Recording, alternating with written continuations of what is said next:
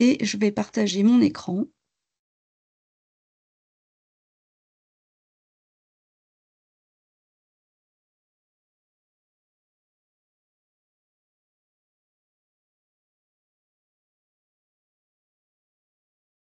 Donc, je ne verrai pas forcément le chat. Si vous avez des questions, n'hésitez pas à m'interrompre. J'espère que tout le monde voit bien mon écran.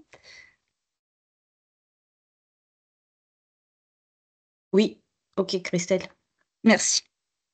Donc, tout d'abord, avant de voir vraiment comment faire un dépôt dans HAL, je vous fais juste une petite présentation rapide de HAL.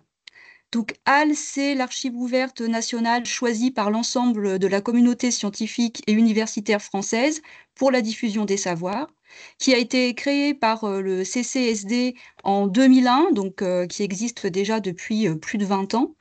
Et son utilisation a été fortement encouragée dans le premier plan national pour la science ouverte de 2018. Et c'est vraiment à partir de cette date que HAL a pris de l'ampleur. Et aujourd'hui, donc, HAL contient plus d'1 million de documents en texte intégral, donc tous produits dans le contexte de la recherche scientifique et de l'enseignement supérieur. Donc HAL, c'est à la fois un portail national, un site qui s'appelle hal.science, qui contient tous les documents qui sont déposés sur cette plateforme. Et c'est également des portails institutionnels. Donc par exemple, pour l'Université Savoie-Mont-Blanc, on a notre propre portail. C'est le cas pour de très nombreuses institutions, puisque ça permet en fait donc de regrouper toute la production de l'établissement qui est disponible sur HAL et donc de la valoriser. De même, il existe des collections, donc sous forme de sites internet également, qui regroupent les productions de laboratoires, d'équipes, de projets ANR par exemple. Et il existe des portails thématiques, donc par exemple le portail HAL Sciences humaines et sociales, HAL Thèse ou encore Médial qui va contenir plutôt des fichiers sons et des images. Mais donc tous les documents qui sont visibles dans ces collections et dans ces portails se retrouvent dans le site national HAL Sciences. Ensuite, pourquoi déposer dans HAL? Donc les objectifs de HAL, le premier objectif, c'est vraiment de rendre accessibles librement et gratuitement les travaux de recherche dans le mouvement de la science ouverte, de faire en sorte que la production des chercheurs soit accessible sans barrière financière. Le fait de déposer dans HAL va permettre de garantir l'accès à long terme aux travaux qui sont déposés, puisque les documents déposés sont archivés au CINES, le Centre informatique national de l'enseignement supérieur. Le fait de déposer des travaux dans HAL va permettre d'augmenter leur visibilité, puisque HAL, c'est un portail national, mais qui est moissonné par de nombreux moteurs de recherche, par exemple Google Scholar ou OpenAir. Et ça permet également de respecter les exigences des financeurs ou les injonctions des établissements, puisque dans le cadre des différentes politiques sciences ouvertes, il est demandé maintenant aux chercheurs de diffuser leur production en accès ouvert. Donc, on va faire un petit point sur les aspects juridiques, parce que c'est souvent à ce niveau-là que les chercheurs se posent des questions avant de faire un dépôt dans HAL. Donc déjà, concernant les documents que vous pouvez déposer dans HAL, vous pouvez déposer tous vos travaux de recherche, donc des articles, des chapitres d'ouvrages, des communications, des posters, même des cours. Et vous pouvez faire ce qu'on appelle un dépôt simple, mettre une référence uniquement, pas de fichier, ou faire un dépôt avec le fichier, ce qui est quand même préconisé, parce que c'est quand même l'idée principale de HAL, de mettre à disposition le fichier. Et quand vous mettez un fichier, donc il faut bien que ce soit en accord avec vos co-auteurs, si vous avez des co-auteurs, et dans le respect de la loi et de la politique des éditeurs. Et ce qui pose le plus souvent des questions, c'est sur la possibilité de diffuser sur HAL un article publié. Et donc, concernant les articles publiés, on va voir quelle est la version que vous pouvez déposer. Donc, l'article, il a trois versions successives. C'est d'abord un manuscrit auteur qu'on peut appeler aussi préprint, qui est la version qui est soumise à la revue pour publication. Il est ensuite un manuscrit auteur accepté pour publication, ou appelé également postprint, qui est la version donc qui a été validée par le comité de lecture.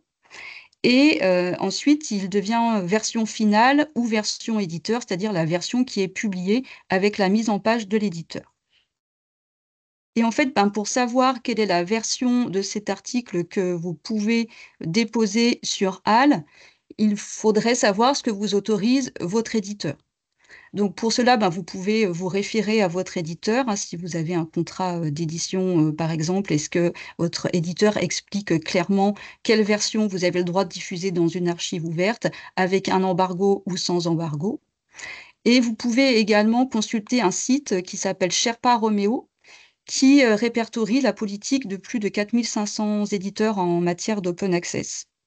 Je vous ai mis un lien, vers un tutoriel, qui a été fait par l'université, de Normandie pour voir, comment fonctionne ce site.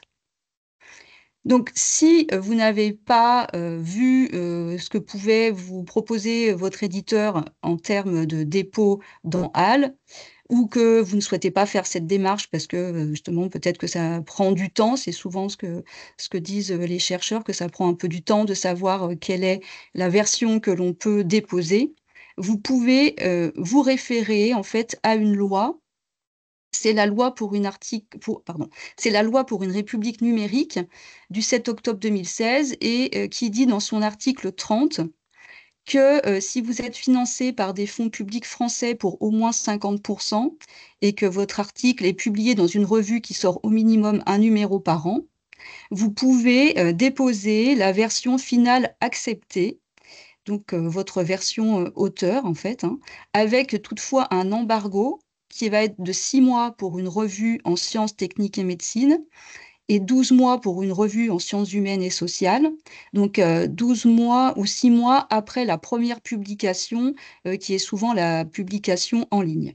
Et cette loi, en fait, prime sur, les conditions imposées par les éditeurs. Donc dans tous les cas, vous pouvez, vous référer à cette loi pour, faire un dépôt dans HAL. Et donc dans HAL, on verra que vous pouvez, gérer, l'embargo, donc faire le dépôt d'un fichier et mettre un embargo pour qu'il ne soit pas visible de suite. Je vous ai mis également dans le support donc un lien vers, le guide d'application de la loi pour une république numérique, qui répond à beaucoup de questions, et un lien vers la documentation HAL aussi qui apporte des informations, juridiques.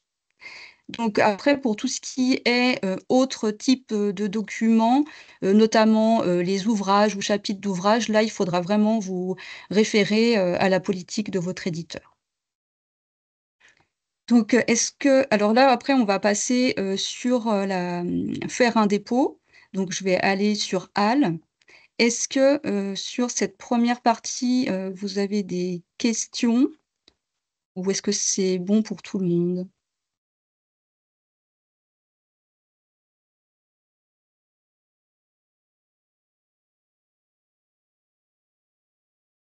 Donc après, on pourra toujours, voir, certains points si vous voulez, à la suite, de la présentation.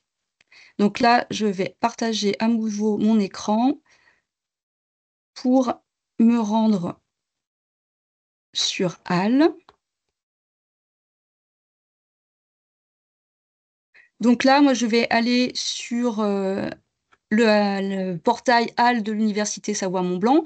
Vous pouvez, pour faire un dépôt, vous rendre sur le portail de votre établissement, mais vous pouvez également vous rendre sur le HAL national, peu importe. Déjà, pour faire un dépôt dans HAL, il faudra vous créer un compte utilisateur. Donc, si vous n'avez pas de compte utilisateur, il faut aller dans le menu «Se connecter» et cliquer sur «Créer un compte». Donc là, il faudra indiquer un login, votre nom, votre prénom, votre adresse mail, choisir un mot de passe, cliquer sur «Créer un compte». Vous recevrez un mail qui vous demandera de valider la création de votre compte. Et une fois votre compte créé, donc vous pourrez vous connecter Et donc, vous voyez ici, on a le bouton déposer hein, qui permet de faire le dépôt. Avant de faire le dépôt, moi, je vous propose de voir dans votre profil des possibilités d'indiquer certaines informations qui viendront en fait s'incrémenter automatiquement au moment du dépôt et qui pourront vous faire gagner du temps. Donc, dans votre profil, en fait, à chaque fois, donc vous voyez ici les informations qui vous concernent, sachant que vous pouvez donc les modifier si vous avez besoin. Et vous avez ici mes affiliations. Donc là, si vous faites partie d'un laboratoire et que quand vous faites vos dépôts, eh bien, c'est en étant affilié à ce laboratoire, vous pouvez l'indiquer ici. Donc là, si vous commencez à saisir le nom de votre laboratoire, vous devriez avoir une liste qui vous permet de sélectionner le nom de votre laboratoire. Si votre laboratoire apparaît sous plusieurs couleurs, il peut y avoir dans HAL du vert, du orange ou du rouge. Il faut sélectionner donc la forme verte qui est la forme valide. Ensuite, vous avez des préférences que vous pouvez également activer. Donc là, vous pouvez ici dire quelles sont les disciplines dans lesquelles vous publiez. Donc là, pour choisir, vous avez un menu déroulant et donc vous pouvez choisir ici les principales disciplines dans lesquelles vous publiez et indiquer donc ici. Hop, donc le fait que vous voulez être ajouté comme auteur à chaque fois que vous faites un dépôt. Vous pouvez indiquer également que vous souhaitez que les auteurs présents dans la publication soient également affiliés par défaut. Et donc indiquer que vous souhaitez que votre discipline, qu'on aura indiquée plus haut, soit affichée également par défaut dans le formulaire de dépôt. Et ensuite, vous pouvez aussi activer des préférences de mail. Donc, si vous souhaitez, par exemple, recevoir un mail de confirmation quand vous avez fait un dépôt et recevoir un mail lorsque vous êtes identifié comme co-auteur, c'est-à-dire que si quelqu'un fait un dépôt et que vous êtes identifié comme auteur sur ce dépôt, vous allez recevoir un mail qui vous informe que ce dépôt a été fait. Donc déjà, c'est intéressant parce que justement, ça vous évitera vous-même de faire le dépôt, de savoir que ce dépôt a été fait et vous pouvez avoir la propriété sur ce dépôt de façon à pouvoir éventuellement le compléter. Donc voilà, donc ça c'est toutes les, on va dire les préférences que vous pouvez activer qui vous feront un peu gagner du temps au moment du dépôt. Donc là j'étais donc dans mon profil. Ensuite, donc pour faire le dépôt, je vais cliquer ici sur déposer. Donc, première chose à faire, c'est sélectionner le type de document. Donc, vous voyez, vous avez un nombre de documents assez conséquent et vous pouvez, pour certains types de documents, avoir des sous-catégories. Donc, c'est des, voilà, des types, par exemple, d'articles assez particuliers. Donc, c'est pas pour chaque type de document, mais pour certains documents. Et donc là, moi, je vais prendre le cas d'un article dans une revue et je vais faire un dépôt avec fichier. Donc là, je clique sur article dans une revue. Ici, donc j'ai mon formulaire qui s'affiche, donc qui correspond au type de document revue. On peut à tout moment changer le type de document. Et donc, si je dépose un fichier, je peux ici donc faire glisser mon fichier ou aller le récupérer sur mon ordinateur. Et quand on charge le fichier, HAL va récupérer un certain nombre de métadonnées qui vont venir s'incrémenter automatiquement dans le formulaire. Donc là, vous voyez, j'ai un message qui s'est affiché qui m'indique que ce document est peut-être déjà présent dans HAL. En fait, il y a un système de détection de doublons pour éviter justement de déposer des doublons. Donc, généralement, c'est sur le titre de l'article ou sur le DOI. Donc là, effectivement, en fait, il s'agit d'un doublon parce que je n'ai pas d'article qui ne soit pas déjà déposé pour un exemple. Mais donc, si cela vous arrive, ne faites pas le dépôt et allez vérifier que ce dépôt n'est pas déjà existant. Ensuite, par rapport au fichier que j'ai déposé, il faut que j'indique l'origine du fichier. Donc, est-ce que c'est un fichier auteur ou est-ce que c'est un fichier éditeur?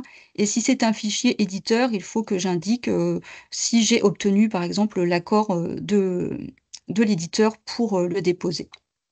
Le format du fichier, si vous déposez un fichier Word, il sera forcément converti en PDF. Et c'est là qu'on voit donc la possibilité d'apposer un embargo, parce que donc soit par défaut le fichier est visible immédiatement, ou on peut choisir d'appliquer un embargo, par exemple dans 6 mois ou dans 1 an ou dans une date ou à une date précise. Concernant la licence, c'est surtout valable pour les préprints, donc vous n'êtes pas obligé de l'indiquer.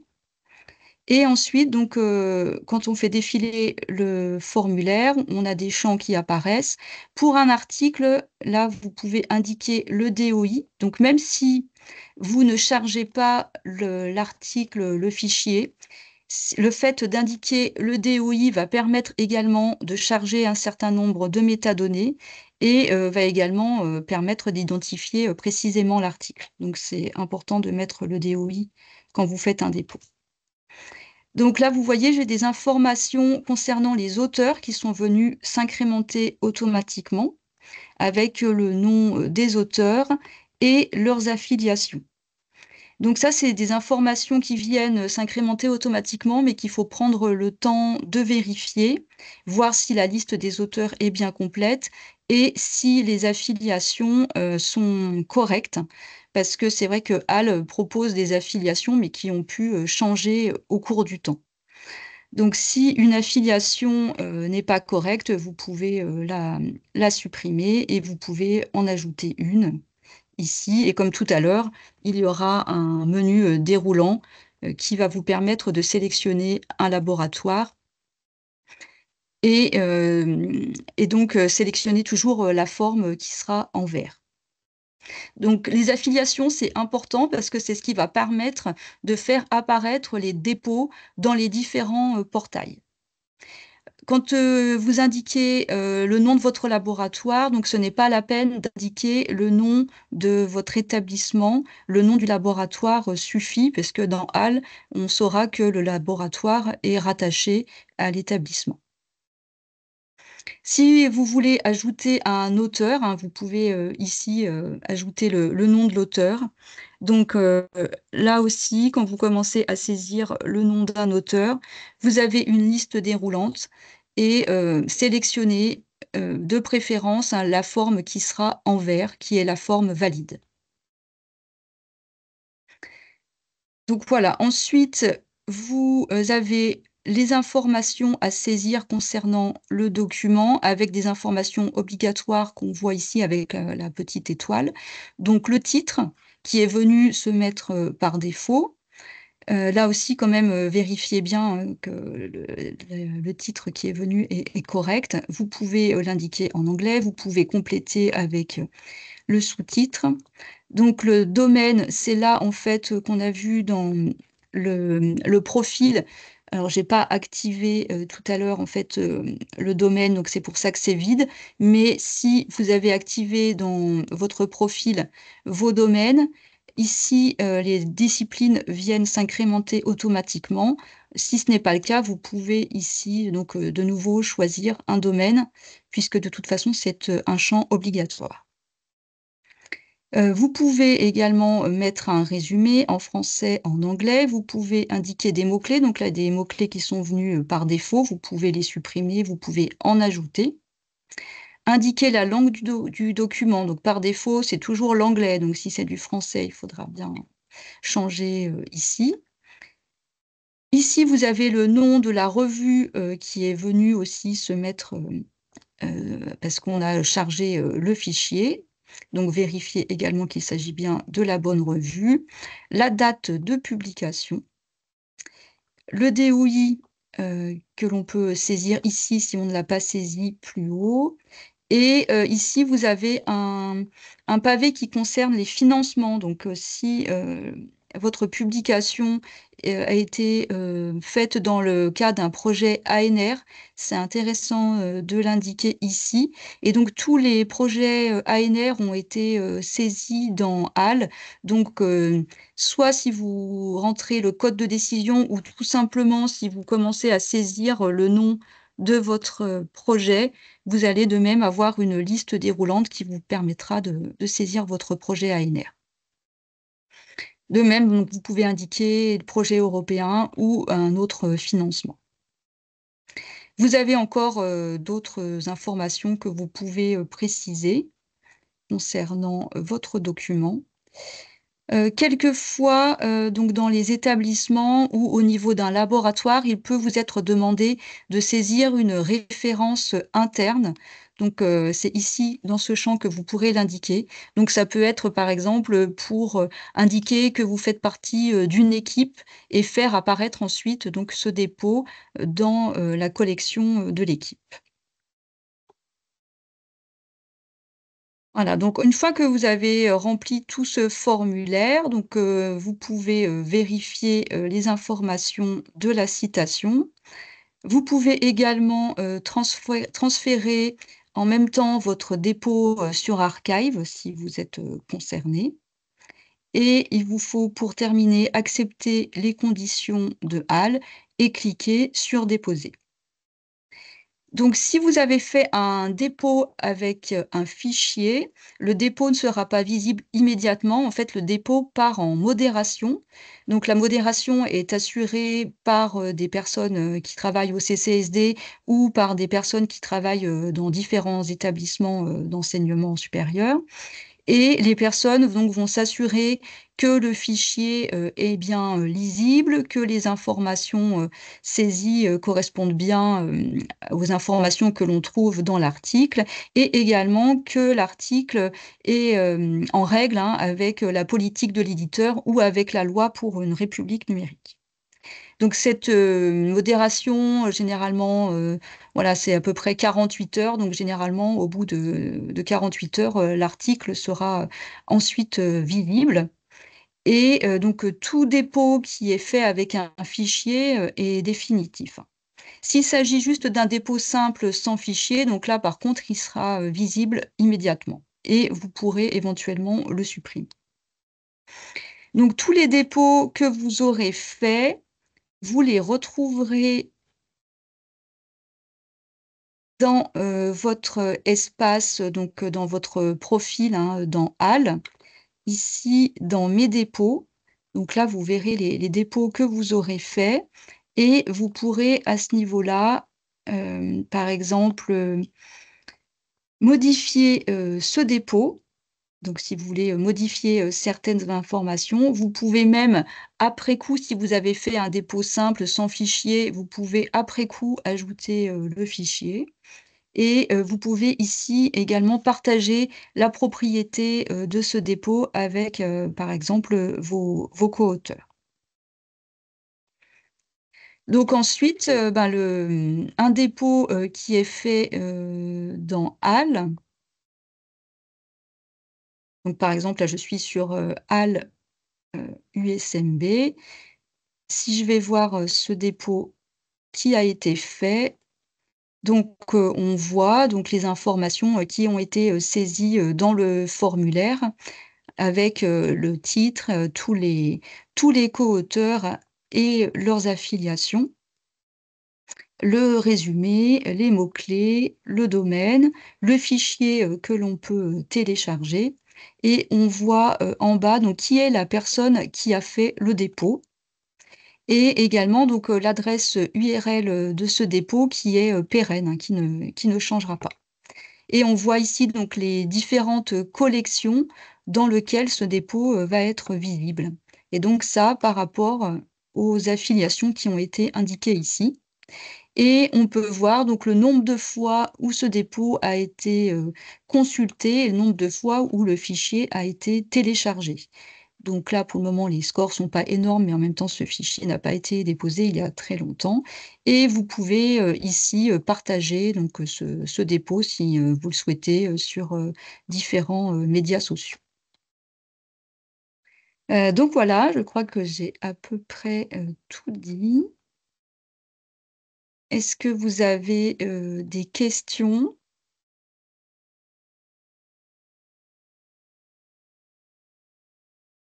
N'hésitez pas soit à l'oral, soit, dans le chat.